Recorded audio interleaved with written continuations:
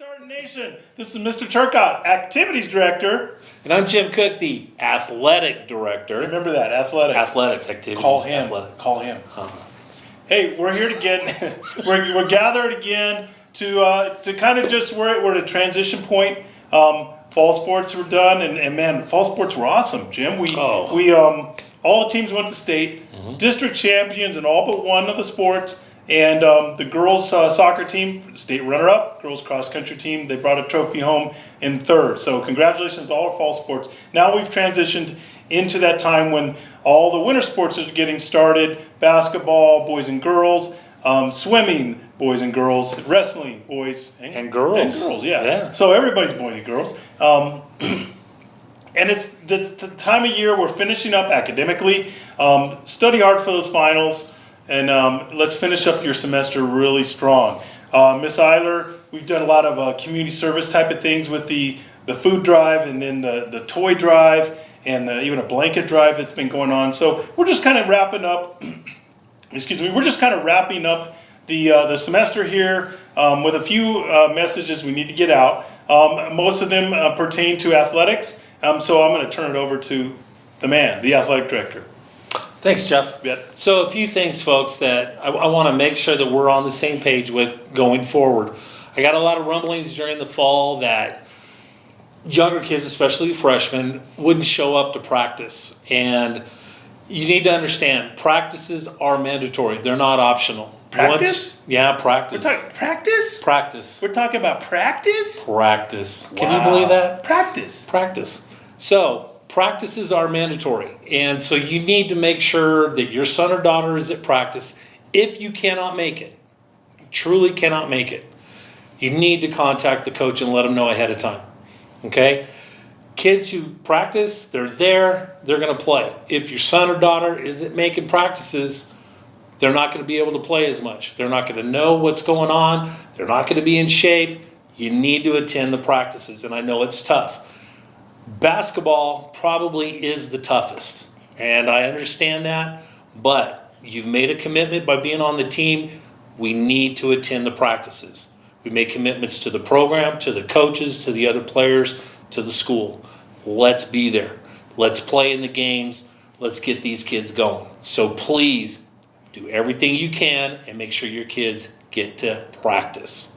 The other thing that's been coming up lately, and I take full responsibility for this, it happened a couple of years ago, but it has to deal with the varsity letters, the chenille letters.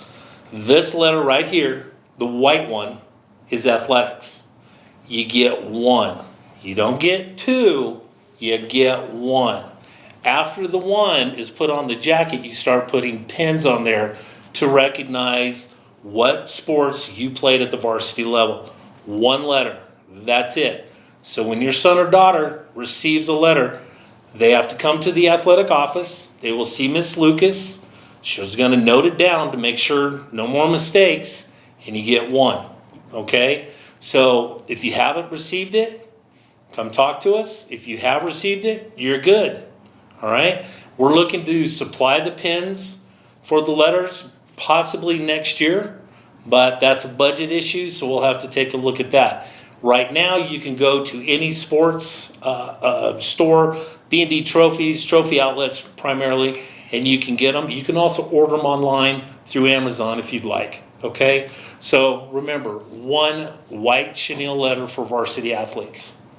Jeff, what else you got? Yeah, and congratulations to all of you that lettered, especially for the first time, and also the first time in new sports. We had a lot of our athletes, a lot of our athletes at St. Pius, they do more than one sport, and we totally encourage that at St. Pius. In fact, we kind of need it because we need our teams full. So please venture out, do other sports, hint, hint, track in the spring. Do other sports, and congratulations to all who are lettered.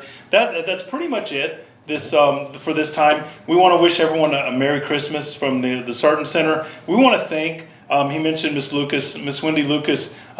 We combined athletics and activities this year, and of course with Miss Eiler and community service. So it's a three-headed monster that poor Mrs.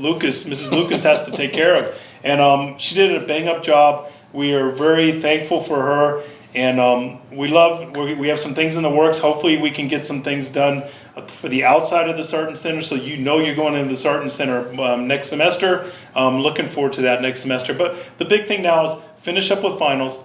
You winter sports athletes, do your best. Do your best to represent us always positively. I know it's easy sometimes in some of the winter sports, especially basketball, to kind of get a little out of control, a little bit. You want to make sure the sportsmanship's working, but not just on the court, but also in the bleachers. And remember, in the bleachers, you need to have the mask on. Don't play the game where you have a lollipop in your hand and go, I'm eating. So let's be smart about that. Let's be safe and get through this COVID thing. Hopefully by next year things will clear up and we can be a little bit more back to normal. But in the meantime, Merry Christmas to everyone. Merry Christmas. We're looking forward to seeing you back in January, on January 10th. Yeah. Long break. Enjoy it. Take care.